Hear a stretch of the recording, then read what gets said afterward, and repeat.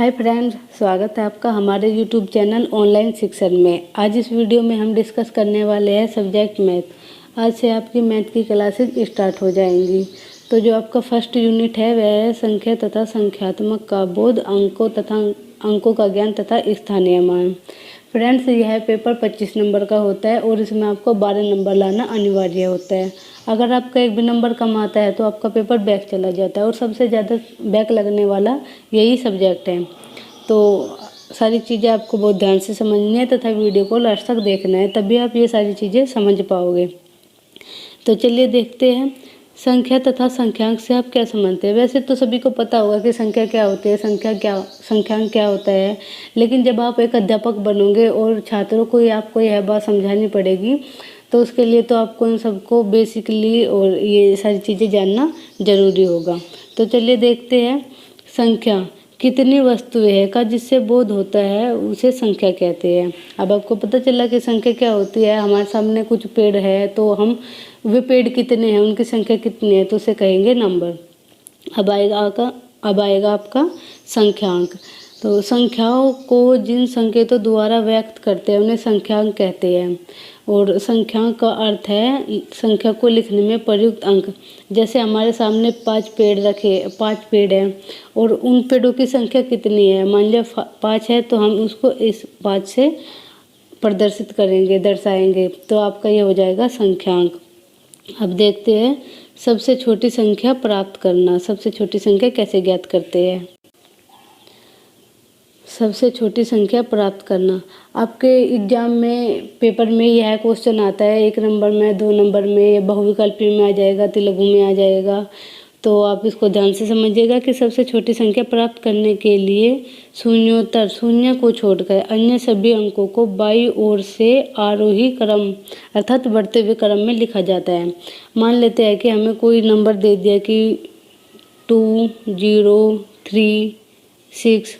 आपको इससे सबसे छोटी संख्या बनानी है इन नंबर से। इसमें कहा गया है कि शून्य को छोड़कर अंकों को बाईं ओर से आरोही क्रम अर्थात बढ़ते हुए क्रम में लिखा जाता है।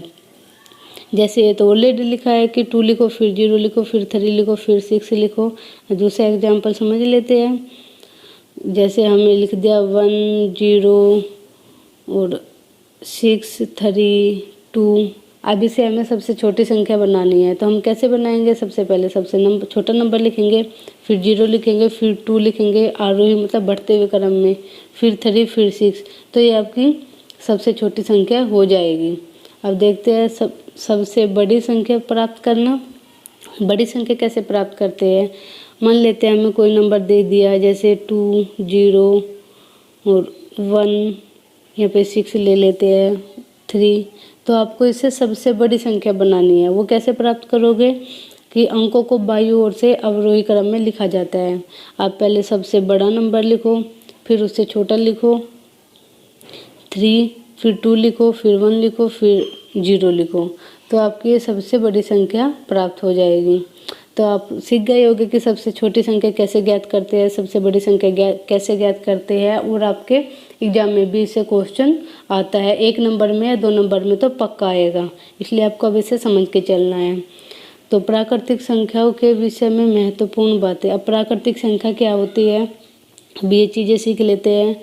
गिनने के लिए प्रयुक्त होने वाली संख्याएं जैसे 1, 2, 3, 4 गणन संख्याएं अथवा प्राकृतिक संख्याएं कहलाती है। तो प्राकृतिक संख्या या गणन संख्याएं होती है। प्राकृतिक संख्या को हम n से प्रदर्शित करते हैं। ठीक है फ्रेंड्स, तो अब देखते हैं प्राकृतिक संख्याओं के बारे में अन्य महत्वपूर्ण बातें देख लेते हैं। किसी संख्या में 1 जोड़ने पर प्राप्त संख्या पूर्ण संख्या की परिवर्ती संख्या कहलाती है। ये सारी चीज़ें आपके लिए बहुत ज़रूरी है और इनसे एग्जाम में 1 नंबर में तो क्वेश्चन बनता ही है। जैसे आपका क्वेश्चन बन जाएगा इसमें कि पूर्ववर्ती, आपको कोई भी नंबर दे दिया, जैसे 50 दे दिया कि इसकी पूर्ववर्ती संख्या बताइए और इसकी परिवर्ती संख्या बताइए। छोटी संख्या ज्ञात कीजिए, बड़ी संख्या ज्ञात कीजिए। तो आपका इनमें से क्वेश्चन ज़रूर आता है। तो देख लेते हैं इसमें क्या कहा गया है कि किसी संख्या में 1 जोड़ने पर प्राप्त संख्या पूर्ण संख्या की परिवर्ती संख्या कहलाती है। मान लेते हैं 50 दे दिया और इसका क्या बोल दिया कि आपको परवर्ती संख्या बताइए, इसकी 50 की परवर्ती संख्या क्या होगी, तो हम इसमें ऐड कर देंगे 1, 51 हो जाएगी इसकी परवर्ती संख्या।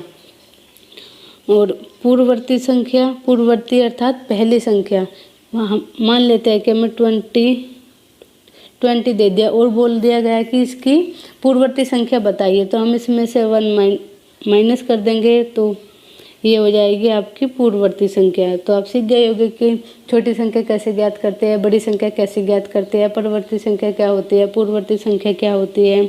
और जैसे ये क्वेश्चन है आपका पॉइंट नंबर 3, एक सबसे छोटी प्राकृतिक संख्या भी होती है। बहुविकल्प में आ जाएगा आपका कि सबसे छोटी प्राकृतिक संख्या क्या होती है, उसमें आ जाएगा ऑप्शन 1, -1, 0 और 2, तो आप क्या लगाएंगे 1, तो 1 सबसे छोटी प्राकृतिक संख्या होती है। तो चलिए देखते हैं 4 पॉइंट।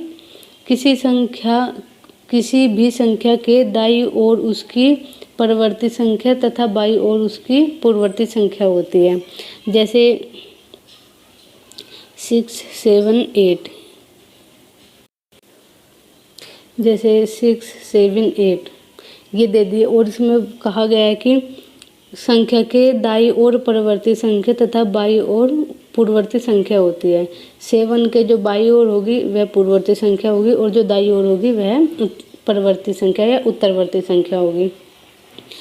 और आपका पॉइंट नंबर 5 है कि किसी भी प्राकृतिक संख्या में 1 जोड़ने पर अगली प्राकृतिक संख्या प्राप्त होती है। जैसे प्राकृतिक संख्या होती है 1, 2, 3, 4, तो हम 2 में 1 ऐड करेंगे 3 आ जाएगा, 3 में 1 ऐड करेंगे 4 आ जाएगा, तो यह आपकी प्राकृतिक संख्या बन जाएगी।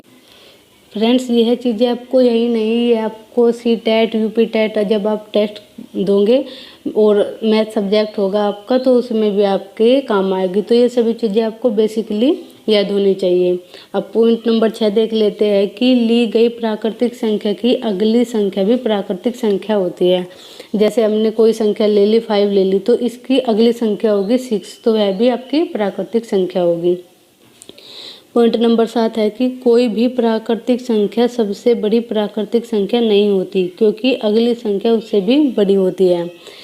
1 से लेकर 1, 2, 3, 4, 5, 6 अनंत तक सभी ये संख्याएं प्राकृतिक संख्या ही होती है। तो कोई भी ऐसी डिजिट नहीं है कि हम किसी को कह सके कि 10 है ये प्राकृतिक संख्या है, नहीं, प्राकृतिक संख्या अनंत होती है, कोई भी बड़ी प्राकृतिक संख्या नहीं होती और सबसे छोटी प्राकृतिक संख्या होती है 1। अब देख लेते हैं question number 8, sorry point number 8। संख्या रेखा पर प्रत्येक प्राकृतिक संख्या अपनी बाईं ओर की प्रत्येक प्राकृतिक संख्या की बड़ी तथा दाईं ओर की प्राकृतिक संख्या की छोटी होती है। अभी मैंने आपको बताया था। अब देखते हैं पॉइंट नंबर 9। 1 की कोई पूर्ववर्ती प्राकृतिक संख्या नहीं होती। सबसे छोटी प्राकृतिक संख्या होती है 1, फिर अगर इसमें 1 ऐड करेंगे तो 2 आ जाएगा, उससे बड़ी 2 हो जाएगी, फिर 3 हो जाएगी, फिर 4 हो जाएगी, लेकिन 1 से छोटी कोई पूर्ववर्ती संख्या नहीं होती है, पूर्ववर्ती प्राकृतिक संख्या नहीं होती है। अब देख लेते हैं पॉइंट नंबर 10। 1 के अतिरिक्त किसी भी प्राकृतिक संख्या के ठीक पहले की प्राकृतिक संख्या उसकी पूर्ववर्ती संख्या होती है। जैसे 1 को छोड़ देते हैं हम, 1 से छोटी तो कोई पूर्ववर्ती संख्या होती नहीं है। अब इसने कहा है कि 1 के अतिरिक्त, 1 को छोड़कर किसी भी प्राकृतिक संख्या के ठीक पहले की प्राकृतिक संख्या पूर्ववर्ती संख्या होती है। हम मान लेते हैं कि 2 दे दिया है, 2 के पहले की पूर्ववर्ती संख्या हम ज्ञात कर सकते हैं, इसमें से 1 माइनस करके तो 1 आ जाएगा। अगर 3 हो गया, 3 में से -1 करेंगे तो उसकी पूर्ववर्ती संख्या 2 आ जाएगी है, और 2 एक प्राकृतिक संख्या है। तो फ्रेंड्स, अब देखते हैं नेक्स्ट पॉइंट। प्राकृतिक संख्या के ठीक बाद की प्राकृतिक संख्या उसकी अनुवर्ती होती है। उम्मीद करती हूँ आपको ये सभी सारी चीज़ें समझ आ गई होगी और आपको ये बेसिकली याद होनी चाहिए, क्योंकि ये आपको यही नहीं, ये आपको CTET, UPTET में भी काम आएगी। तो चलिए देखते हैं स्थानीय मान ज्ञात करने की विधि। स्थानीय मान कैसे ज्ञात करते हैं। स्थानीय मान से भी आपके एग्जाम में क्वेश्चन आते हैं, लघु उत्तरीय में भी आ जाते हैं, अति लघु में भी आ जाते हैं 1 नंबर में, और वस्तुनिष्ठ में भी आ जाते हैं। तो आपके लिए इसको समझना भी बहुत ज़रूरी है। तो चलिए देखते हैं, जैसे 5000 649 हमने कोई नंबर ले लिया, 9 इकाई के स्थान पर, 4 दहाई के स्थान पर, 6 सैकड़े के स्थान पर और 5 हज़ार के स्थान पर। अगर हमें 9 का स्थानीय मान ज्ञात करना हुआ तो 1 इकाई होती है तो 9 में 1 की गुना कर देंगे, तो ये 9 का स्थानीय मान आ जाएगा इक्वल टू, ठीक है, 9। अब 4 का स्थानीय मान ज्ञात करना, 4 दहाई के स्थान पर है और यहाँ इसी पे ही 10 की दहाई होती है तो 4 गुना 10 कर देंगे, तो ये आ जाएगा 40। अब हमें 6 का स्थानीय मान ज्ञात करना है तो ये है सैकड़े के स्थान पर, तो फिर हम इसमें 100 से गुना कर देंगे। अगर हमें 5 का स्थानीय मान ज्ञात करना है तो ये है हज़ार के स्थान पर, 5 का स्थानीय मान 5000 है तो इसमें 1000 से गुना कर देंगे, 1000 गुना 5 ये हो जाएगा 5000। तो ऐसे आपको स्थानीय मान ज्ञात करना है। जैसे हमें ये दे दिया 21 दे दिया, उसमें बोल दिया गया आपको कि 2 का स्थानीय मान ज्ञात करो, तो आप क्या करोगे, ये इकाई के स्थान पर है, ये दहाई के स्थान पर है तो 2 गुना 10 हो जाएगा, ये आपका स्थानीय मान आ जाएगा 2 का। अब देखते हैं स्थानीय मान क्या होता है। स्थानीय मान से क्या अभिप्राय है कि स्थानीय मान यानी पैलेस वैल्यू, किसी संख्या में प्रत्येक स्थान के संगत अंक का मान अलग अलग होता है। इस अंक का स्थानीय मान, इसे अंक का स्थानीय मान कहते हैं। जैसे कि अभी आपको बताया गया है, अगर 5 है, 1000 के स्थान पर था तो इसका स्थानीय मान हो जाएगा 5000 हो जाएगा, और 6 था सैकड़े के स्थान पर था तो इसका मान हो जाएगा 600 हो जाएगा। तो दहाई का दहाई, सैकड़े का अलग और 1000 का अलग, तो सभी का स्थानीय मान अलग अलग होगा। और अब देखते हैं प्राकृतिक संख्या क्या कहते हैं। अभी हमने आपको पहले समझाया है कि प्राकृतिक संख्याएं क्या होती है, पूर्ववर्ती संख्याएं क्या होती है, परवर्ती संख्याएं क्या होती है, छोटी संख्या कैसे ज्ञात करते हैं, बड़ी संख्या कैसे ज्ञात करते हैं। तो देखते हैं गिनने के लिए प्रयुक्त होने वाली संख्याएं 1 2 3 4 या गणन संख्याएं प्राकृतिक संख्याएं कहलाती है। और अभाज्य संख्याएं किसे कहते हैं। अभाज्य संख्या वे सभी संख्याएं जो एक तथा स्वयं के अतिरिक्त किसी अन्य संख्या से विभाजित न होती हो, अभाज्य संख्या कहलाती है। जैसे 3 है, 3 को हम 1 से और 3 से ही डिवाइड कर सकते हैं, बाकी किसी नंबर से 2 4 5 6 किसी नंबर से डिवाइड नहीं कर सकते हैं, तो ये हमारी अभाज्य संख्या हो जाएगी। जैसे 5 है, 5 को हम 1 और 5 से ही डिवाइड कर सकते हैं, तो यह आपकी अभाज्य संख्या हो जाएगी। अब देखते हैं भाज्य संख्या क्या कहलाती है। वे सभी संख्याएं जो एक और स्वयं के अतिरिक्त कम से कम एक अन्य संख्या से पूर्णतः विभाजित हो सके, भाज्य संख्या कहलाती है। भाज्य संख्या अथवा जिन्हें एक तथा स्वयं के अतिरिक्त किसी एक अन्य संख्या से भी हम भाग दे सकते हैं, तो वह भाज्य संख्या कहलाते हैं। जैसे 4 है तो 1 से भी डिवाइड हो जाएगा, 2 से भी डिवाइड हो जाएगा और 4 से भी डिवाइड हो जाएगा। 1 से हो गया और 4 अपने आप से हो गया और 2 से भी इसको हम डिवाइड कर सकते हैं, तो यह भाज्य संख्या कहलाती है। जैसे 10 है, 10 तो यह 1 से भी डिवाइड हो जाएगा और 10 से भी डिवाइड हो जाएगा, लेकिन इन दोनों के अतिरिक्त इसको हम 2 से या 5 से भी डिवाइड कर सकते हैं, तो यह हमारी भाज्य संख्याएं कहलाएगी। हम वीडियो को ज़्यादा बड़ा नहीं बनाएंगे, लेकिन आप वीडियो को लास्ट तक देखिएगा, तभी आपके कुछ समझ में आएगा। और इसके बाद हम एक्सरसाइज भी, इन्हीं क्वेश्चन के ऊपर एक्सरसाइज भी करेंगे, ताकि आपको सारी बातें अच्छे से क्लियर हो और आप एग्जाम में सारे क्वेश्चन करके आए। तो देखिए परिभाषा की पूर्णांक, परिमेय संख्या, अपरिमेय संख्या, ये सारी क्या होती है। तो पूर्णांक किसे कहते हैं।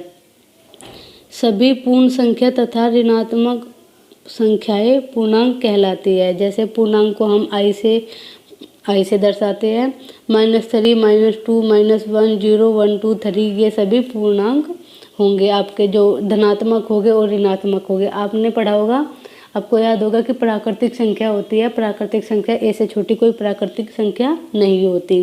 और पूर्णांक होता है कि माइनस और प्लस के दोनों डिजिट पूर्णांक होती है। -3, -2, -1 और प्लस के 1 और 0 भी इसमें होता है। तो 0 भी एक पूर्णांक है, -3 भी पूर्णांक है, 2 भी पूर्णांक है। अब देखते हैं परिमेय संख्याएं। परिमेय संख्याएं किसे कहते हैं। वे संख्याएं जिन्हें हम P/Q के रूप में प्रदर्शित कर सकते हैं और Q बराबर 0 के नहीं होना चाहिए। जैसे 3/2 हो गया, 5/4 हो गया। तो ये सभी परिमेय संख्याएं हो जाएंगी आपकी। लेकिन इसमें एक कंडीशन रखी है कि Q 0 के बराबर नहीं हो सकता, जैसे कि 3/0 लिख दें हम 0, तो यह हमारी परिमेय संख्या नहीं होगी। ओके फ्रेंड्स, देखते हैं आगे। अब इसमें बताया गया है कि परिमेय संख्या P/Q, P तथा Q पूर्णांक है और Q 0 पूर्णांक मतलब नंबर है, कोई पूर्णांक अभी बताया था -3 या -2 या +3 या +2, ये सभी पूर्णांक होते हैं। जैसे -3 -2, तो ये भी एक परिमेय संख्या हो जाएंगी। अब देखते हैं अपरिमेय संख्या किसे कहते हैं। अपरिमेय संख्या वे संख्याएं जिन्हें P/Q के रूप में व्यक्त नहीं किया जा सकता, अपरिमेय संख्याएं कहलाते हैं। जैसे √2, √3, √5 इत्यादि परिमेय संख्या है। तो आपको ये सारी चीज़ें याद रखनी है कि परिमेय संख्या क्या होती है, अपरिमेय संख्या क्या होती है, पूर्णांक क्या होता है। अगर आपको पता होगा कि पूर्णांक क्या होता है तो हम बता सकते हैं कि परिमेय संख्या क्या होती है, क्योंकि जो पूर्णांक होते हैं P/Q के रूप में वह परिमेय संख्या होती है। अपरिमेय संख्या जिन्हें हम P/Q के रूप में नहीं लिख सकते, जैसे √2 है, √2 को हम P/Q के रूप में नहीं लिख सकते। तो अब देखते हैं नेक्स्ट क्वेश्चन। 8, 4, 5, 2, 1 में 8 का स्थानीय मान ज्ञात कीजिए। अभी देखो हमने स्थानीय मान अभी सीखा था ज्ञात करना, तो इसका आसान भी तरीका है ये कि इकाई, दहाई, अभी यहाँ देख लेते हैं 4, 5, 2, 1, 8 का स्थानीय मान निकालना है। तो इकाई, दहाई, सैकड़ा, हजार, 10,000, ये 8 10,000 के स्थान पर है, तो 8 गुना 10,000 हम इसमें गुना कर देंगे, तो ये हो जाएगा आपका, ये हो जाएगा 80,000 स्थानीय मान। तो अब देखते हैं नेक्स्ट। उम्मीद करती हूँ आप सभी को सारी चीज़ें अच्छे से क्लियर हो रही होगी। अगर नहीं आपको कुछ समझ आ रहा है तो हमें कमेंट बॉक्स में करके बता सकते हैं, आपको उसको सॉल्यूशन नेक्स्ट वीडियो में मिल जाएगा। तो देखते हैं अगला क्वेश्चन। अभी हमने सोल्व किया था पहले। 6705 से 4 अंकों की सबसे छोटी तथा सबसे बड़ी संख्या ज्ञात करना। अब अपना टेस्ट लेकर देखिए। सबसे छोटी संख्या निकाल लेते हैं। सबसे छोटी संख्या के लिए क्या कंडीशन थी कि 0 को छोड़कर पहले सबसे छोटा अंक लिखेंगे, फिर 0 लिखेंगे, फिर 6 लिखेंगे और फिर 7 लिखेंगे। ऐसे हम आरोही क्रम में लिखते चलेंगे, तो आपकी यह सबसे छोटी संख्या बन जाएगी कि पहले सबसे छोटा लिखना है। आप ये नहीं कि आप 0 को स्टार्टिंग में लगा दो, तो वो आपका क्वेश्चन गलत हो जाएगा। तो आपको सबसे पहले सबसे छोटी संख्या लिखनी है, सेकंड नंबर पे आपको 0 लिखना है।